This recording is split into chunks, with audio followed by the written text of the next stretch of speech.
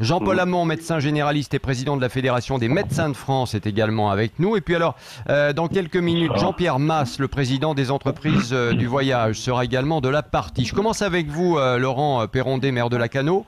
D'abord, c'est un Girondin qui vous parle, donc bon, excusez-moi, mais entre Girondins, forcément, on est un peu chauvin, faut le dire. On est cousins, voilà, c'est ça, exactement. Bon, monsieur le maire, quand vous entendez le secrétaire d'État au transport, Jean-Baptiste Djebbari, dire « Soyez prudents, ne réservez pas vos vacances tout de suite parce qu'on ne sait jamais, on ne sait pas où l'on en sera avec le coronavirus. » Vous êtes inquiet? Je ne suis pas inquiet, mais vous m'avez dit au transport, c'est ça? C'est bien ça? Ouais, oui, il est secrétaire d'État. C'est pas fort ça quand même. Ce qu'on aurait souhaité quand même, c'est qu'on ait un ministre du tourisme un jour en France, parce qu'on est sous le tutelle. Oui, alors là, je ne sais pas si c'est le moment de le demander. Hein. Je sais pas je pense, parce que c'est quand même un métier, hein, le tourisme, c'est un métier qui fait par les professionnels. La preuve. Aujourd'hui, on s'en aperçoit puisque le tourisme est à plat. Donc voilà. Ouais. Bon. Est-ce que vous êtes inquiet avec ces déclarations, vous? J'aurais souhaité qu'ils disent surtout n'annulez pas pour l'instant, parce que s'ils connaissaient un peu le métier, ils devraient savoir déjà qu'avant l'étape du coronavirus, une grande partie de nos touristes ont déjà réservé pour l'été. Donc je comprends qu'ils disent ne réservez pas, et tout le monde est dans l'attente aujourd'hui. On ne sait pas ce qui va se passer dans les 3 semaines ou dans les 2 mois qui arrivent. Les Français auront tout le temps de se positionner, mais je n'ai pas d'inquiétude particulière. Bien sûr qu'on est auprès des petites entreprises et qu'on les surveille aujourd'hui. On sait que les commerçants, restaurants et toutes les activités touristiques sont fermées, mais je crois qu'il faut déjà préparer cette reprise et qui, moi, je pense, arrivera avant le mois de juillet-août, et que les Français resteront en France cet été. Donc il ne faut pas être trop inquiet. Il faut déjà si les rassemblements, pardon monsieur le maire, mais si les rassemblements restent interdits, par exemple, je pense aux plages, tout simplement, je vois pas très bien comment on va aller barboter et se baigner avec un masque sur le visage et puis en gardant 1 mètre de distance entre les uns et les autres, alors qu'on sait que l'été en général, on est plutôt les uns sur les autres sur les plages. Oui. Donc rien que ça, en sachant que le virus sera toujours là, etc. Moi je sais pas, ça me paraît quand même, soyons honnête et intellectuellement honnête, ça me paraît quand même un peu complexe pour l'été qui vient. Vous avez raison, mais quand je regarde, moi, ce week-end à Lacanau, il n'y avait personne sur les plages, il n'y avait personne en ville, et à Paris, on se serait cru, finalement, sur une population estivale. Donc, c'est pour ça que c'était pas partout dans Paris, c'était pas partout dans Paris non plus. On a montré les images qu'on a eu envie de montrer. Il y avait aussi plein de coins où c'était respecté, etc. Donc voilà. Moi, ce que je veux vous dire simplement, c'est qu'effectivement, on risque d'avoir un problème. On parle des plages, c'est un fait. Mais si les rassemblements restent interdits, par exemple, ça veut dire que les restaurants, les hôtels, les plages, etc. n'auront pas de clients. Donc, est-ce qu'il faut peut-être aussi se préparer à ça, monsieur le maire, à Lacanau, non? Parce que sinon, vous allez avoir des surprises. Moi, je me prépare plutôt au scénario le plus optimiste, parce que le plus pessimiste, c'est-à-dire qu'on reste fermé, celui-là, on va être obligé de s'adapter obligatoirement, et on verra comment on fait. Aujourd'hui, notre devoir, c'est de pouvoir préparer la reprise et de pouvoir passer au mieux cette crise et la période d'été. Vous n'allez pas me demander aujourd'hui de préparer la fermeture des établissements juillet-août, ça ne va rien changer. Déjà pour les vacances de Pâques, on sait que c'est cuit maintenant, puisque voilà, les gens ne sont pas partis, n'ont pas pu partir, etc. Les pertes pour Lacanau, vous les avez établies déjà ou pas?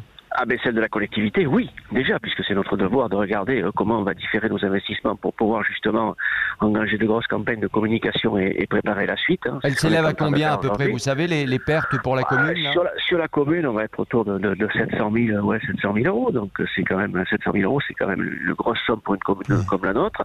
C'est le minimum, puisque nous avons des DSP, des partenaires qui nous paient des emplacements, nous avons les parkings payants. Donc toutes ces choses-là, il va falloir s'adapter. On reculera des investissements et puis on fera fonctionner notre budget de fonctionnement. C'est inquiétant pour nous, mais c'est pas à nous, je pense, parce que les collectivités, si on retarde d'1 an nos investissements ou de 2 ans, on fera avec. Par contre, toutes les petites entreprises, là, oui, c'est un vrai problème. Et les campings, chez vous, il y a des campings? Bien sûr, mais il n'y a pas que ça. Il y a plus de 120 commerces sur le front de mer. On est à peu près 300 partenaires à l'Office du tourisme sur la commune de Lacanau. Mais l'Office du tourisme, c'est 14 communes de 100 km de littoral atlantique. Et il y aura de vrais dégâts si on peut au moins ouvrir juillet-août. Monsieur le maire de Lacanau, vous restez avec nous. Docteur Hamon, avant d'avoir votre avis sur la question des vacances d'été et la levée du confinement, vous lancez, je voudrais revenir là-dessus quand même parce que vous lancez à Clamart, docteur Hamon, dans les Hauts-de-Seine, un centre Covid-19, normalement à la fin de la semaine. Vous pouvez nous expliquer en 2 mots, avant qu'on continue notre débat, à quoi ça ressemble, ça consiste en quoi? C'est juste un centre où les médecins libéraux qui sont pas organisés pour accueillir les gens fébriles, qui n'ont pas une double circulation dans leur cabinet, etc. Ils envoient, et le centre 15, les gens qui ont de la fièvre, qui toussent et qui pensent être contaminés, le centre 15 les envoie dans ce centre qui est la maison de garde intercommunale qui est située à Clamart et qui concerne 8 communes du sud des Hauts-de-Seine, donc ça concerne quand même 300 000 habitants. Ceci étant, ça démarre tranquillement, hein, parce que hier on a dû voir en tout 11 personnes, et ce matin, moi j'ai vu personne absolument. Mais l'idée c'est quoi? L'idée c'est quoi concrètement? L'idée justement c'est de faire en sorte que les patients puissent retourner dans les cabinets des médecins sans avoir aucune crainte. Parce que le vrai souci actuellement des médecins généralistes et des médecins libéraux en particulier, c'est qu'il y a des retards au diagnostic. Les gens qui ont des maladies chroniques n'osent pas venir dans le cabinet du médecin parce qu'ils ont peur d'être contaminés. Les gens qui retardent leur venue au cabinet. Et heureusement qu'on consulte parce que j'ai eu des appels de radiologues qui m'ont dit qu'il y avait eu des retards au diagnostic pour des infections intestinales qui auraient pu se terminer en péritonite, des infections pulmonaires qui n'étaient pas du Covid-19 et les gens hésitaient à venir et ils pensaient que s'il y avait du mal à respirer, etc. Donc ça a eu des pneumonies qui ont été vues tardivement. Moi j'ai vu en consultation 2 cellulites de la face qui auraient pu terminer à l'hôpital si les gens étaient restés et avaient hésité à venir. Donc c'est important que les gens puissent continuer à aller voir leur généraliste.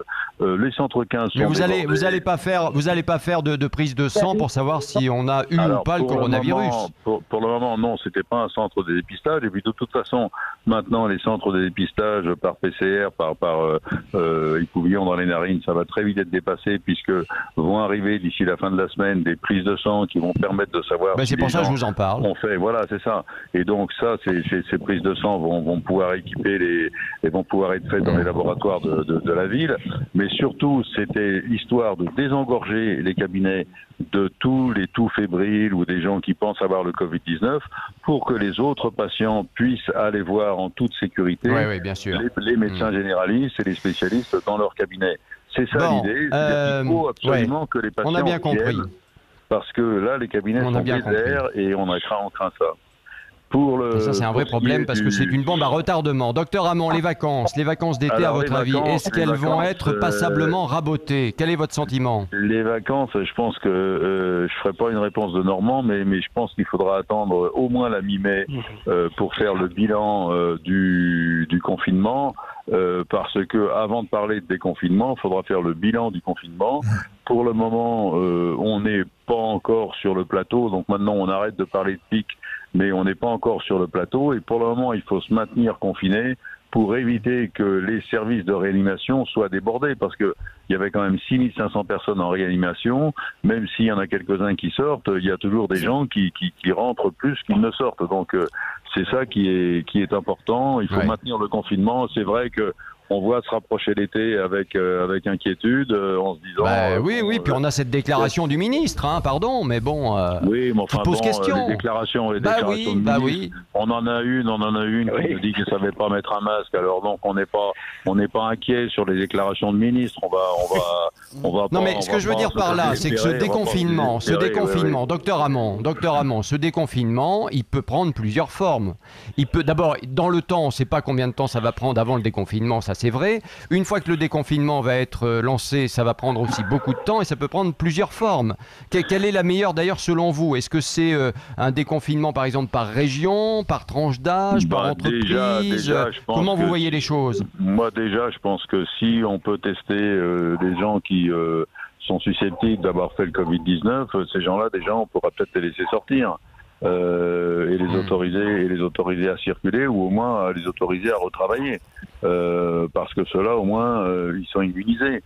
Bon, en même temps on ne sait pas combien de temps après la contamination, ils peuvent être encore contaminants. Donc ça, c'est la question suivante. Et puis, honnêtement, je pense que les régions où les gens, où il y a très peu de cas, ça, on pourrait aussi commencer à déconfiner tranquillement. Mais il faut surtout que les gens sortent absolument masqués, que ce soit des masques en tissu qui se fabriquent, etc., des cotons double épaisseur. Il y a le CHU de Grenoble qui a fait un tutoriel pour faire des masques. Oui, ça marche bien. Puis il y a de plus en plus de communes qui s'y mettent, de toute façon. Donc il faut plus sortir. On sera d'ailleurs à Bordeaux tout à l'heure avec le maire qui va nous expliquer effectivement ce qu'il a mis en œuvre. Allez, notre débat dans les vraies voix sur Sud Radio. Les vraies voix. Le coronavirus et les vacances d'été, ne réservez pas pour le moment. Conseil du gouvernement et cette question, les vacances d'été sont-elles fichues? 0826 300 300 et les réseaux sociaux, Philippe Rossi.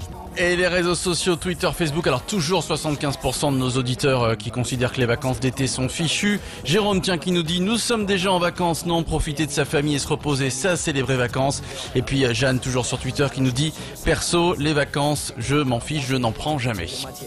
Et vous êtes les bienvenus, 0826 300 300 pour en parler dans les vraies voix, bien sûr. Ah oui, tiens, on va parler de Jacques Brel dans C'était mieux avant avec Jacques Pessis vers 17h45. Le grand Jacques, qui aurait eu 91 ans aujourd'hui.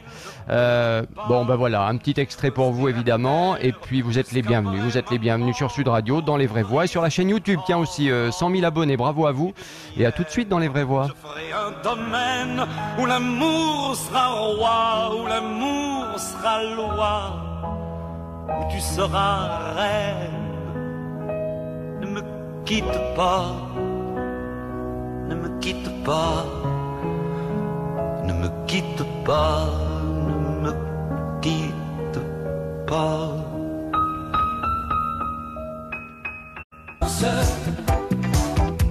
Les souris dansent, les expériences sans conséquence. Les vraies voix sur Sud Radio avec Françoise Degois, Philippe Binger, Philippe David, Philippe Rossi et notre débat, le coronavirus et les vacances d'été.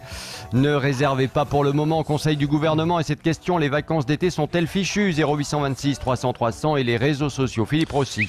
Et les réseaux sociaux, toujours le oui qui l'emporte évidemment et qui augmente, on passe de 75 à 82. Voilà, 82% de nos auditeurs maintenant qui pensent que leurs vacances d'été sont bel et bien fichues.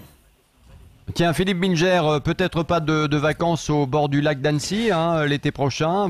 Ça vous embête un peu, non? Non, Christophe, au fond, c'est tout à fait intéressant. Lorsqu'on a commencé à être confiné, j'avais encore un peu d'espoir en me disant que juillet-août nous permettrait de partir en vacances. Et puis évidemment, au fur et à mesure que la communication du gouvernement s'affine, je suis comme vous, je suis très pessimiste et probablement je sens que les vacances traditionnelles n'auront pas lieu. Mais au fond, d'abord, je n'ai jamais été un fanatique des vacances. Et le deuxième élément, pour que les vacances aient vraiment de la saveur, il faut qu'elles représentent un contraste presque absolu avec la vie normale. Et comme l'a dit très bien notre auditeur Jérôme tout à l'heure, le confinement, certes, ça n'est pas une période de vacances, mais c'est tout de même une parenthèse à la fois de travail, mais relativement paisible, d'enfermement parfois délicieux, et donc c'est presque une période de vacances anticipées. Et donc si on ne part pas en vacances comme je l'avais prévu, je ne crois pas que je serai très mari de cette abstention. Oui, enfin, on m'a dit que vous vous ennuyez un petit peu quand même à la maison. C'est le bruit qui est venu à mes oreilles, mais bon, je dis rien. C'est un faux bruit, mon cher Christophe. Bon, Françoise Degois, alors vous, parce que d'habitude vous allez en Italie en plus, alors là c'est râpé. Oui. Mais râpé, oui, ça va être très compliqué, mais vous savez, les gouvernements travaillent, c'est pour ça que je trouve que M. Djebari va un peu vite, parce que les gouvernements travaillent justement pour qu'il puisse y avoir des vacances autorisées. C'est-à-dire qu'apparemment, il faut regarder ce que font les Italiens et les Allemands, tout le monde est déjà en avance pour essayer de réfléchir à ce déconfinement. Apparemment, ils sont en train de travailler sur des périodes où les gens auraient le droit de partir. Ils sont en train de travailler également sur sur des ouvertures de restaurants, mais avec des distances de socialisation, de distance sociale de 1,5 mètre par exemple entre les tables, avec un service qui se ferait au bar et qui serait pas par serveur. Donc ce scénario catastrophe qui consiste à dire juillet et août vous restez claque-murés, parce que j'entends ce que dit Philippe et il a raison, ça peut être délicieux le confinement, mais pour plein de gens c'est un enfer le confinement.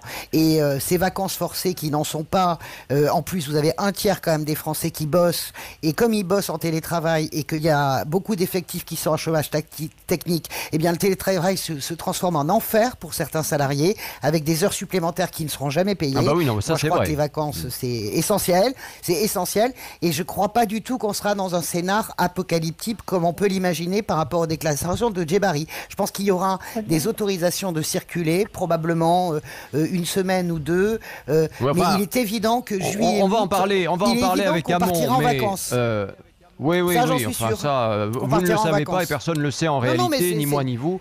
La vérité surtout, c'est que... Non, la vérité, c'est pas ça. La vérité, c'est qu'il y a un virus, que ce virus, il existe toujours, qu'on va déconfiner les gens et que le virus risque de revenir. Et s'il revient, qu'est-ce qu'on fera? Eh bien, on confinera à nouveau et ça va être en dents de scie comme ça pendant des mois, y compris pendant l'été. Donc ça veut dire que les vacances comme ça, je peux vous dire d'ores et déjà que ça ne marchera pas. C'est une évidence. Je ne sais pas ce qu'en pense le docteur Hamon, mais il y a quand même... Il y a quand même une grande... Mais attendez, pardon, c'est la réalité de la maladie, c'est pas de ma faute, c'est pas moi, les virus, c'est pas moi qui le commande. Non mais Christophe, je n'ai pas envie de m'engueuler avec vous. Je vous dis juste que sur les scénarios de déconfinement sur lesquels sont travaillés...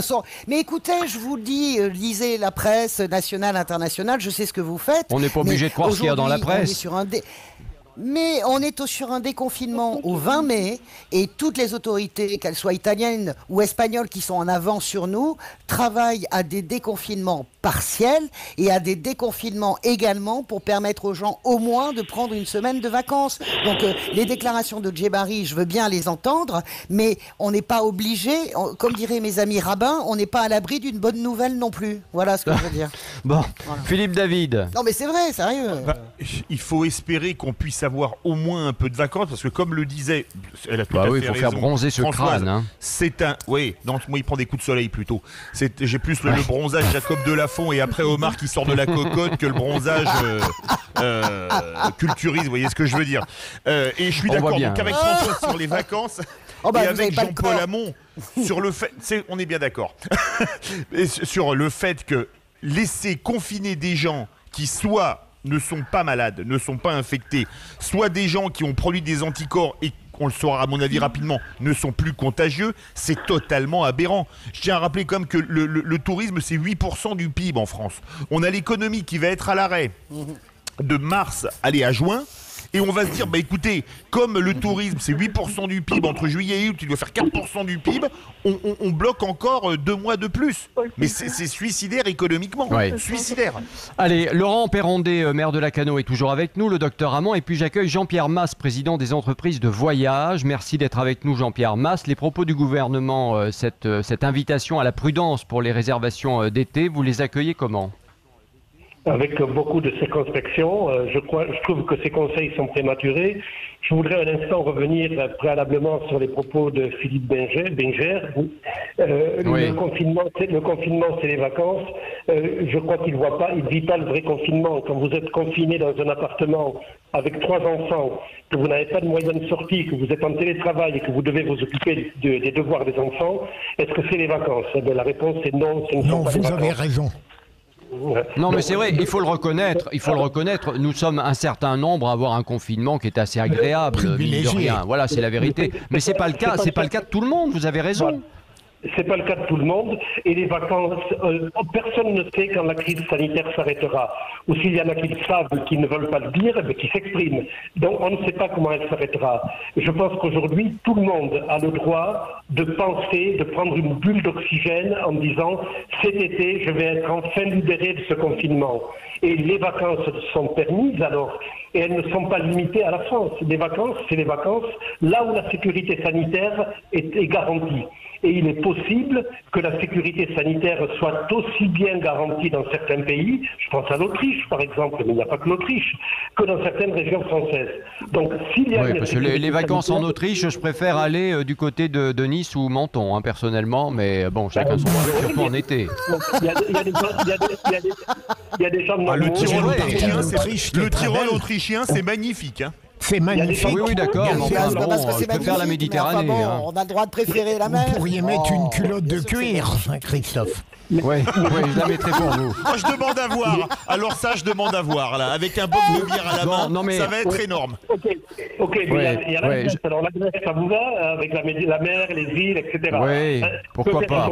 Aller en sécurité sanitaire en Grèce. Et je ne vois pas pourquoi le ministre des Transports, pas de la santé, des transports, qui devrait défendre l'industrie du transport, est en train de dire qu'il faut continuer à se confiner dans les frontières du pays au cours de l'été. Le seul problème, c'est où est-ce qu'on pourra aller en sécurité sanitaire.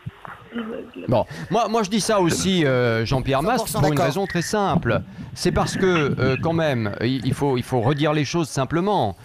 Une fois de plus, si cet été on doit aller sur les plages avec un masque, en respectant, comme le disait Françoise, quand on va aller au restaurant, le mètre de distance, etc., ça sera plus des vacances, parce qu'on va penser à ça sans arrêt.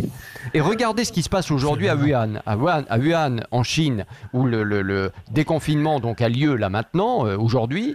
Les restaurants restent fermés, les bars restent fermés, les lieux culturels restent fermés, etc., etc. Ça prouve que ça va prendre du temps tout ça, et que peut-être qu'au mois de juillet tout ne sera pas effectivement réouvert. On peut le penser, en tout cas. On peut se dire que c'est ça qui va se passer, non? Non mais Christophe, Jean-Pierre Mas. Moi, vous spéculez, je n'en sais strictement rien, ce qui sera permis ou pas permis au mois de juillet. Peut-être sera-t-il au mois de juillet plus facile d'aller dans des pays qui ont subi le coronavirus avant nous et qui ont été déconfinés avant nous, que de rester en France. Je n'en sais rien. Et de toute manière, c'est pas au ministre des Transports de donner ce type de consigne.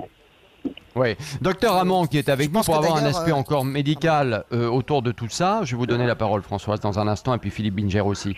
Mais docteur Hamon, ce que je disais tout à l'heure, c'est-à-dire que on est courbe qui monte et qui descendent, si je puis dire, entre les moments de confinement, de déconfinement, etc. C'est un scénario plausible, ça, que on déconfine puis on reconfine et ainsi de suite pendant des mois. C'est-à-dire que la grande crainte actuellement, et ce qu'on ignore complètement, c'est combien de Français ont fait ce virus. On parle d'1,5 million, c'est pas beaucoup. Oui, non, mais 2 millions et demi, on n'en sait strictement rien. C'est-à-dire que il y a des tas de personnes qui l'ont fait, qui étaient contaminants et qui n'ont présenté aucun symptôme. Il y a des gens qui, a posteriori, depuis qu'on sait que les gens qui perdent le goût et l'odorat l'ont fait. J'ai croisé un infirmier ce matin qui m'a dit mais écoute, moi j'ai perdu le goût et l'odorat il y a 4 semaines, je l'ai sûrement fait, et c'est vrai que il y a des tas de personnes comme ça qui se sont dit tout d'un coup qu'ils avaient des symptômes, qui comprenaient pas trop bien ce qui leur arrivait, qui n'étaient pas fatigués du tout, et qui ont fait le virus. Donc je pense que là tout va être dans les statistiques qu'on pourra faire une fois qu'on pourra faire des tests sanguins. On saura si les gens l'ont fait, etc. Non, mais d'accord, mais est-ce qu'il y a ce risque, oui ou non? Répondez simplement, docteur Hamon. Est-ce qu'il y a ce risque de confinement, déconfinement permanent? Bien évidemment. C'est-à-dire qu'il faut faire très attention à ce qu'il n'y ait pas un rebond, parce que si on déconfine trop tôt, les gens qui ne l'ont pas fait risquent de se contaminer et de relancer la machine. Donc je pense sincèrement que s'il y a déconfinement, ce sera un déconfinement très progressif. Avec un contrôle. À mon avis, ce qui serait raisonnable, c'est de faire un contrôle à la coréenne, c'est-à-dire que les gens qui sont positifs, qui l'ont fait, ils sortent, tous les autres ils sortent masqués, et puis ils respectent la distanciation sociale. Parce que là, aller dans un restaurant, si vous êtes à 1,50 m, même si vous vous levez pour aller prendre votre truc, alors attendez, excusez-moi, mais allez bouffer dans un restaurant avec un masque sur la tronche, et je vais vous dire, vous allez prendre votre homard à la paille. Ça va être compliqué. Ça va pas aider, quoi, tu vois. Donc,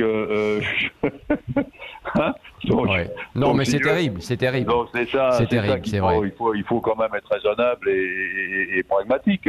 Bon, là, moi, je vois des gens qui habitent à Belle-Île-en-Mer en ce moment. C'est des gens qui avaient l'habitude d'aller sur la côte pour aller pêcher. Ils peuvent pas aller pêcher. Donc on peut être dans des endroits absolument géniaux et puis être confiné, c'est encore pire. Si tu veux, tu peux pas aller te baigner. Alors bon, on a bien la compris. place doit être à 14, tu peux pas aller à la pêche et même nourrir ta famille. Tu vois, donc le truc est comme Jean-Pierre Mas, dernier mot à Jean-Pierre Mas parce que le temps passe très vite évidemment. Jean-Pierre Mas, vous avez déjà au niveau des chiffres les pertes du secteur déjà avec ces vacances de Pâques, ça donne quoi là? Vous avez des chiffres déjà ou pas? Catastrophique. Le second trimestre, avril, mai, juin, zéro d'activité et il y aura zéro d'activité. Ça représentait ces 3 mois-là représentent un petit peu plus de 25% de l'activité globale. On est très inquiet sur les vacances d'été. On ne sait pas ce qui va se passer cet été. Le mois d'août, c'est quand même dans 4 mois. Les choses peuvent changer en 4 mois. Oui, c'est vrai. Merci.